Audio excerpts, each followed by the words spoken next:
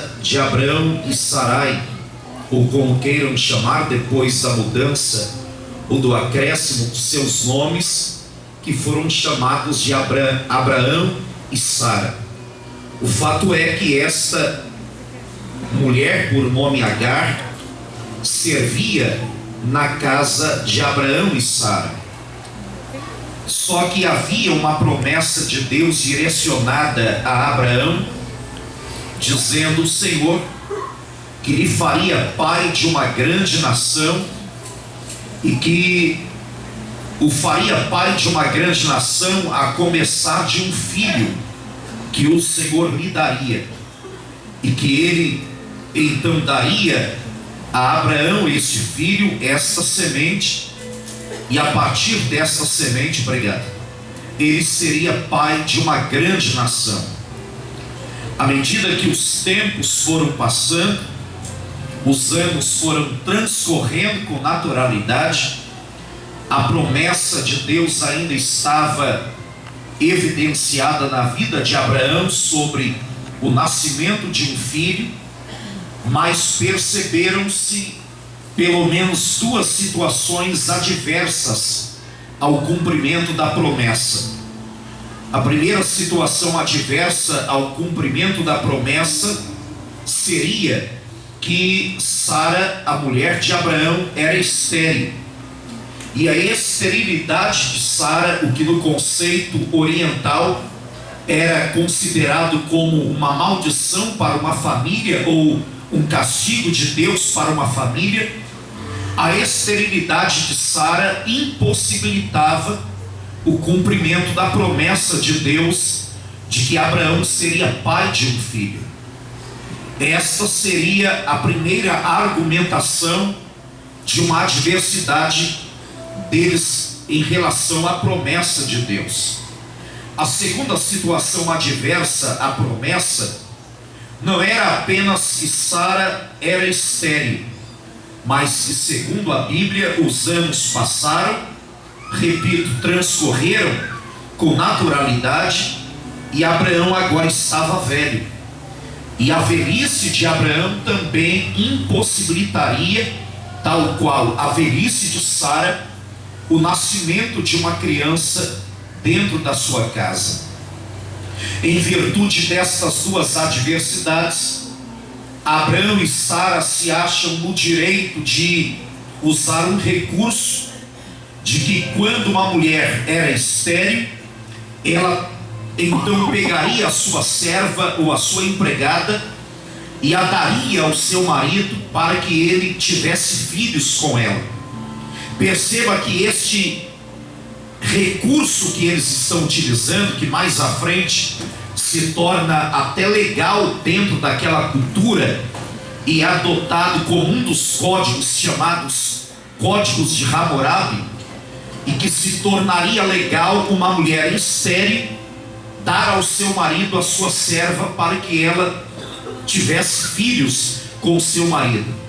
Utilizando este recurso, eles entregam, ou Sara, melhor dizendo, entrega Agar a Abraão para que ele a possuísse e tivesse filhos com ela. É exatamente aí que Agar entra no cenário, ou entra em cena. Ela vai gerar um filho com Abraão. Este menino vai receber o nome de Ismael. O tempo vai passando e agora existem alguns fatores que vão tornar esta história uma história trágica. Só que antes de destacar aqui algumas lições disso, é preciso perceber algumas particularidades da vida de Agar e que merecem a nossa atenção no texto. A primeira particularidade da vida de Agar era que, primeiro, Agar não pediu para ser escrava. Anote essas informações, porque se faz necessário na construção da mensagem. Primeiro, Agar não pediu para ser escrava. Ao contrário, ela tornou-se escrava, ou simplesmente as circunstâncias fizeram com que ela se tornasse escrava. A segunda situação ou particularidade aqui está no fato de perceber que Agar também não pediu para estar na casa de Abraão, servindo ou trabalhando lá, ou servindo como escrava. Ela também foi vendida como escrava e levada na segunda ida de Abraão e Sara para o Egito, levada por eles para a sua casa para servir como escrava. Então, primeiro, ela não pediu para ser escrava, e segundo, ela não pediu para estar na casa de Abraão. Em terceiro lugar, Agar também não pediu para ter filho com Abraão.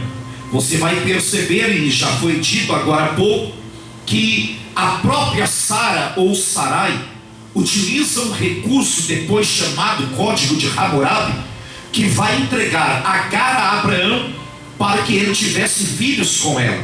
Então Agar não pede para ter filho, mas ela foi entregue para que ele a possuísse e tivesse filhos com ela. Primeiro, não pediu para ser escrava. Segundo, não pediu para estar na casa de Abraão. Terceiro, não pediu para ter filho com Abraão. Porque todas essas circunstâncias que estão na vida de Agar, ela não procurou, ela simplesmente não buscou acontecer isso aqui. As circunstâncias fizeram com que essas coisas acontecessem na vida de Agar.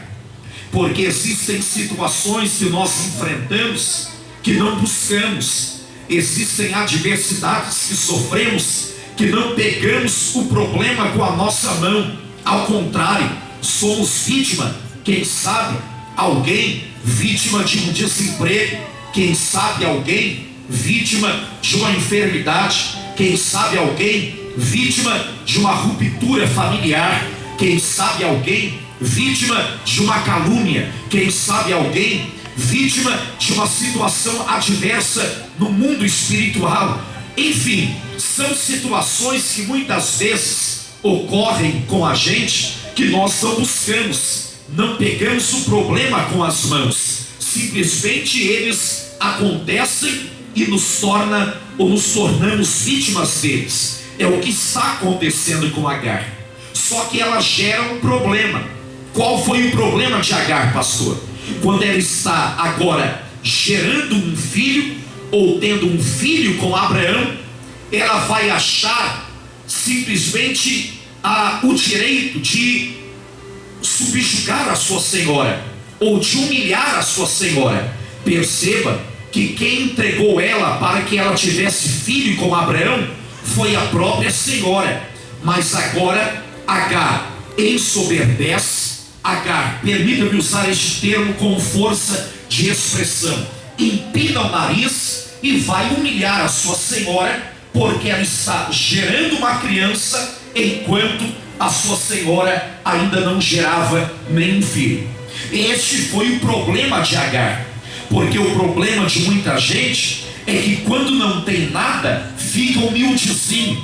Basta possuir alguma coisa, basta ter uma credencial, basta possuir uma situação econômica elevada, basta possuir uma situação financeira melhor que a dos outros, começa a humilhar as pessoas que estão à sua volta. O problema de Agar foi a soberba, foi a arrogância. Preste bem atenção, eu estou construindo a mensagem. O problema dela foi, repito, a soberba e a arrogância. Por causa disso aqui, ela cria um clima negativo dentro de casa. Perceba que o ambiente entre Sarai e Agar, ou entre Sara e Agar, fica quente. Elas agora começam a se estranharem. Agar, percebendo que o clima estava pesado, ela foge por causa certamente de palavras ameaçadoras da sua senhora. Elas fogem, e a Bíblia diz que ela vai para o deserto. Se você observar comigo o capítulo 16 do livro de Gênesis, você vai perceber que lá está Agar no deserto, e Deus lhe encontra no deserto. Quando Deus lhe encontra lá, Deus vai fazer a ela pelo menos 3 perguntas. Primeiro, o que fazes aqui, Agar, serva de Sarai?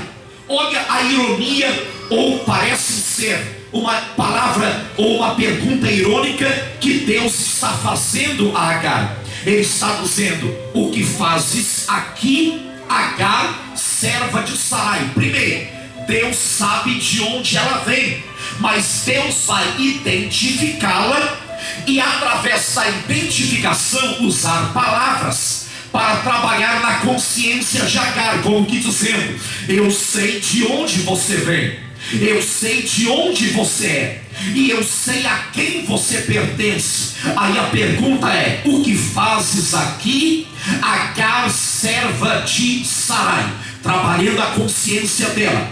A segunda pergunta é: de onde vens? Ele já havia dito que ela era a serva de Sarai. Obviamente sabia que ela vinha da casa de Abraão e Sara.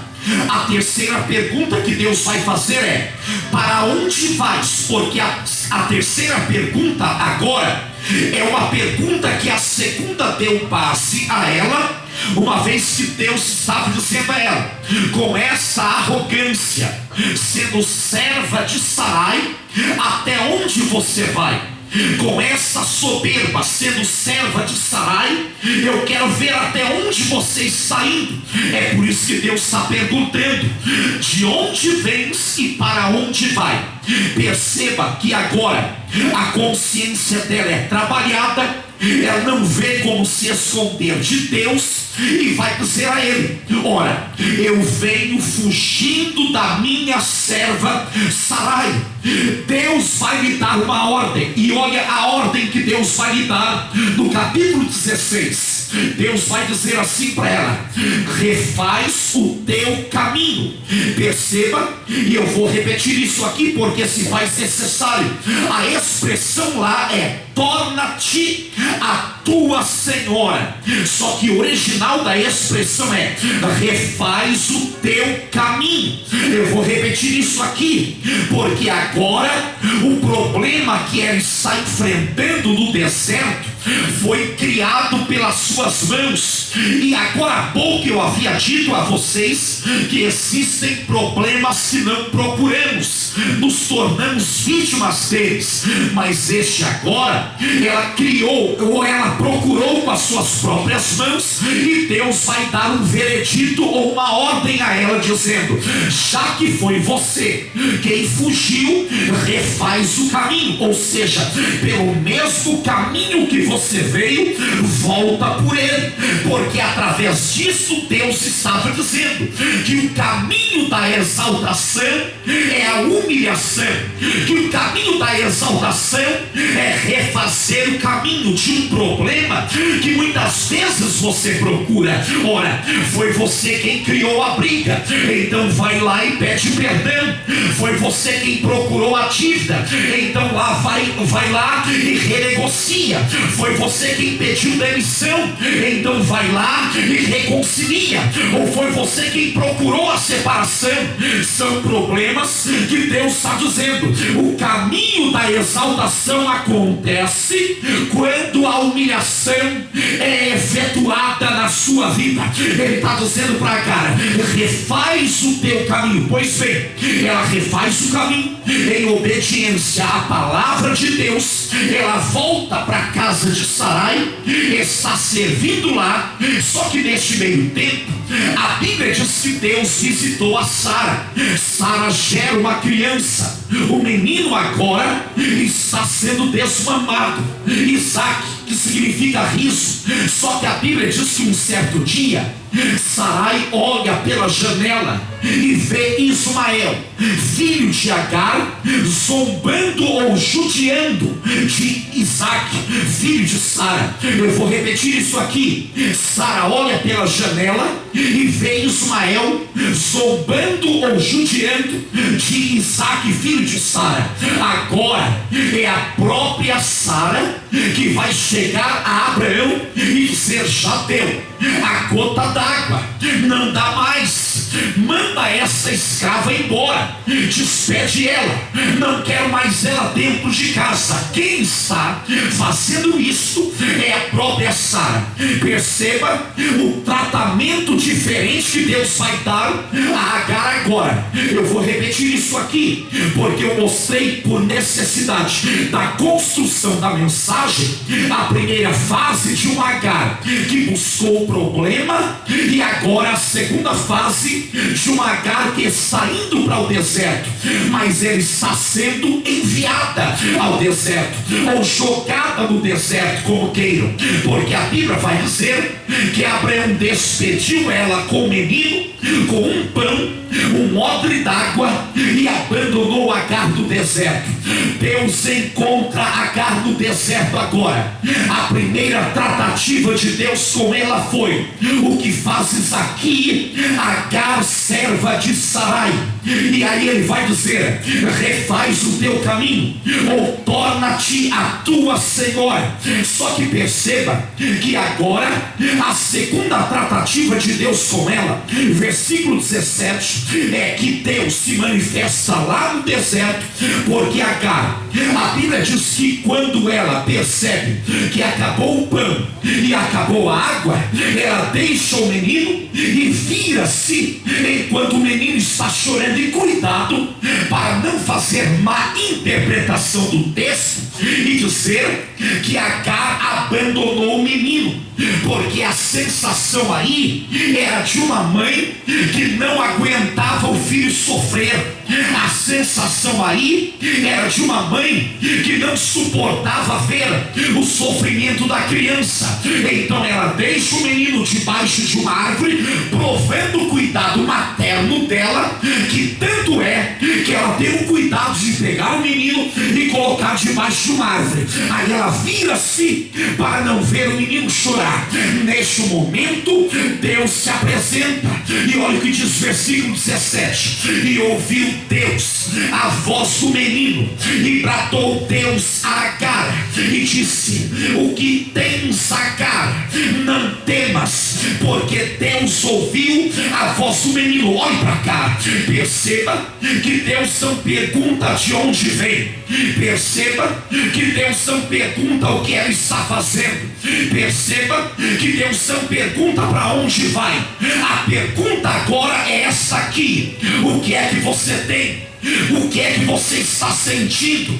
O que é que passa do teu coração, Agar? Não temas, não tenha medo. Deus ouviu a voz ou choro do menino desde o lugar onde está. Agora sim, Deus vai dar a ela uma palavra, e ela se diferencia da primeira tratativa, que na primeira era: refaz o teu caminho.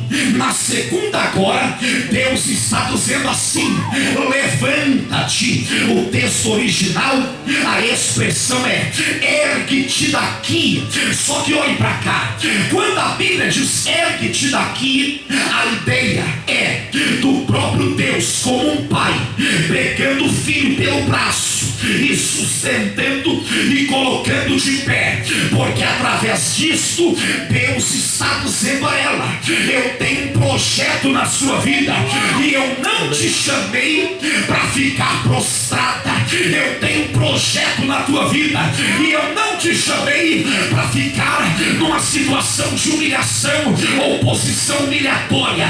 Então ele está dizendo: ergue-te ou levanta-te, tomando pela mão, porque aqui eu já quero validar uma palavra profética para pessoas aqui que em alguma área da sua vida você está sofrendo, quem sabe declínio. Em alguma área da sua vida a posição é humilhatória, em alguma esfera da sua vida você está prostrado. Esta noite Deus me traz como porta-voz da sua palavra para te dizer: te prepara, porque o tempo de Deus te colocar em pé começa esta noite, começa nesta fase. Se tem alguém que toma posse disso, levante a tua mão, abra a tua boca, glorifica e exalta o nome de Jesus Cristo. Cristo, já para participar comigo da palavra. Aperta a mão da pessoa que está à tua esquerda ou à tua direita e diga para essa pessoa: Deus não quer te ver prostrado. Diga: Deus não quer te ver prostrado. Diga: Deus está te levantando, Deus está te colocando de pé. Eu vou repetir, porque isso aqui é profecia. Deus está colocando casamentos em pé aqui hoje. Deus está colocando ministérios em pé aqui hoje. Aleluia. Deus está colocando pessoas em pé aqui hoje. Se tem alguém que toma posse disso, levante as suas mãos, abra a boca, glorifica. Glória a Deus. Aleluia. Glória a Deus. Aleluia. Glória ao teu nome, Pai. Amém.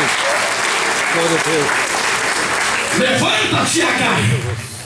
Só que olha, a tratativa de Deus. Eu fico fascinado por isso aqui, pastor Almir. Aonde é que o menino está? Debaixo de uma árvore.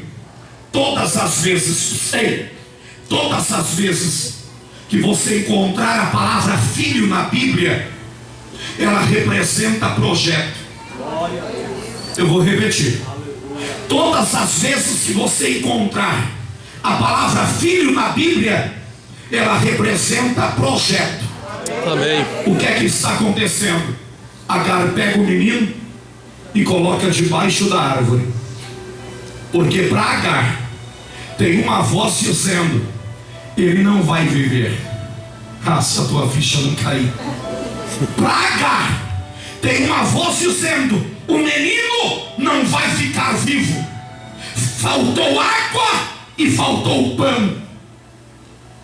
Ela pega o menino, coloca, pastor Renato, prazer em revê-lo, debaixo da árvore e diz assim, e vira as costas. Aí Deus diz: levanta, Agar, fica de pé.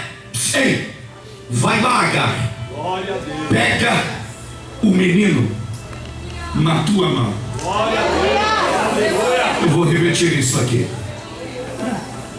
Só que eu preciso, numa visão retroativa do texto, lembrar você que parece que tem uma voz gritando no consciente de Agar e dizendo para ela: deixa o menino, ele não vai viver, ele não vai ficar vivo, o projeto não vai dar certo. Quando Deus se manifesta, Deus diz para ela: a primeira coisa que eu quero é te colocar de pé. Segundo, Agar, depois que eu trabalhar na sua vida e mudar a tua posição, te colocando de pé, te prepare para o que vai acontecer na tua história. E o que é que vai acontecer? Vai lá, Agar, pega o menino e toma ele na tua mão. Por quê? Porque eu farei dele uma grande nação. Aleluia. Levanta a tua mão direita ao céu e não abaixa ela por nada. Aleluia. Eu não sei qual é o projeto teu que está debaixo de uma árvore. Eu não sei qual é o projeto teu que está engavetado. Eu não sei qual é o teu projeto que alguém gritou dizendo: não vai sobreviver. Eu não sei qual é o teu projeto que alguém diz não vai dar certo. Eu não sei qual é o teu projeto que alguém diz não vai ficar vivo. Eu não sei qual é o teu projeto que alguém olhou e disse: esse aí não sai ou não passa de um tempo. Eu não sei qual é o teu projeto que alguém apostou na perda dele. Olhe para cá e mantenha a mão erguida. Hoje à noite Deus está dizendo: te prepare para receber de volta na tua mão o teu projeto. E tem um detalhe: esse projeto que Satanás disse que acabou, que não tem jeito ou que não vai ter futuro, te prepare. Deus está quebrando palavra maldita hoje à noite e está devolvendo o projeto na tua mão, dizendo: vai crescer, vai dar certo, vai ter futuro. Eu, se fosse você, fechava a palma da tua mão, abria a tua boca e glorificava. Aleluia. Oh, glória.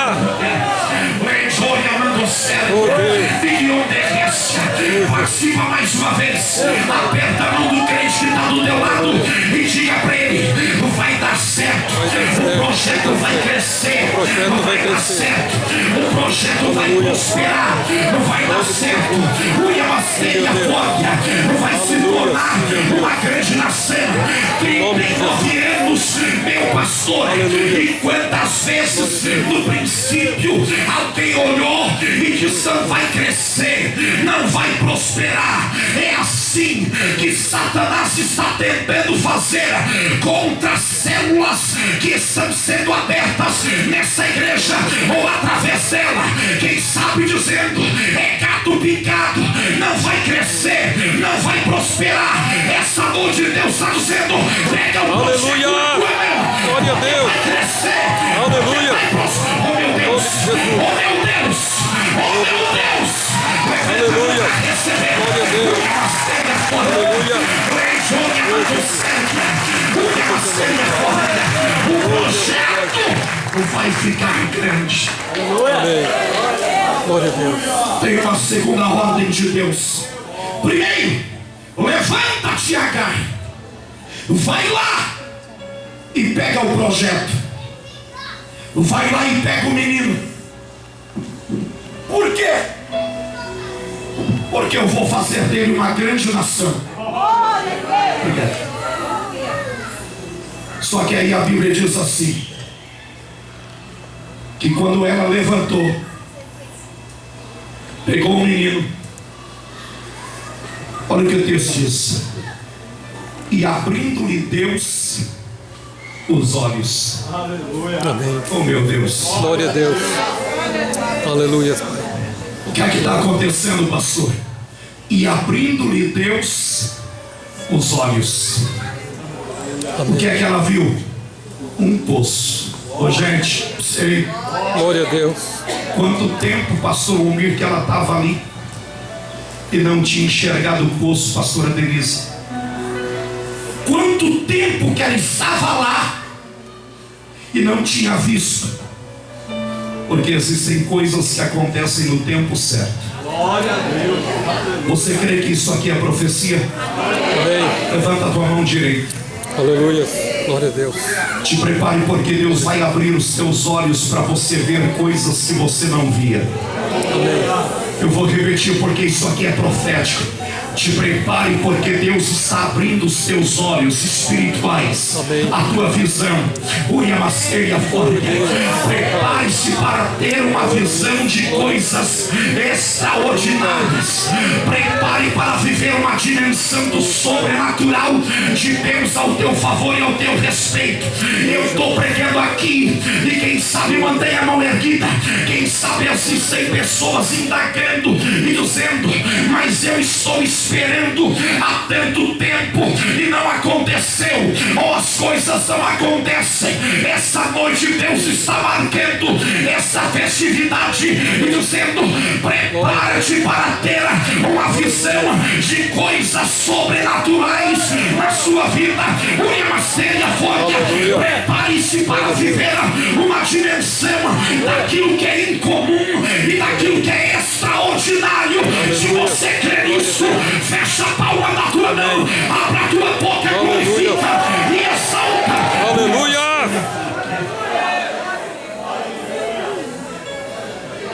E abrir